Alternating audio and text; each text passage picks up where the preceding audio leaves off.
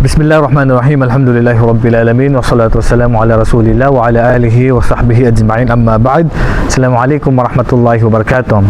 May katanungan ng isang nagpa-fasting kung pwede ba daw magbinta ng pagkain sa araw ng Ramadan. Especially halimbawa, ang pagbibintahan lang naman niya ay mga hindi Muslim, which is hindi naman talaga sila nagpa-fasting. So pwede ba niya silang pagbintahan ng pagkain na katulad ng mga ready to eat na po, mga kanin, ulam, pastil, mga tinapay, at iba pang katulad nito.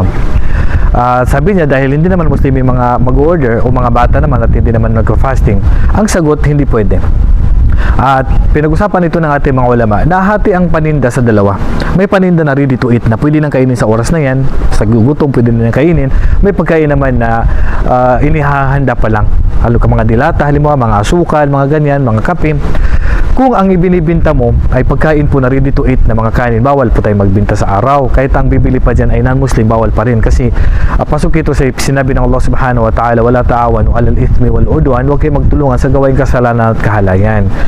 At kung ibibinta natin ay mga dilata, mga asin, mga asukal, ibig sabihin, i-ready pa po yan para sa pagluluto, dito ay walang problema sa mga ganyan mga grocery, sabi ng ating mga ulama.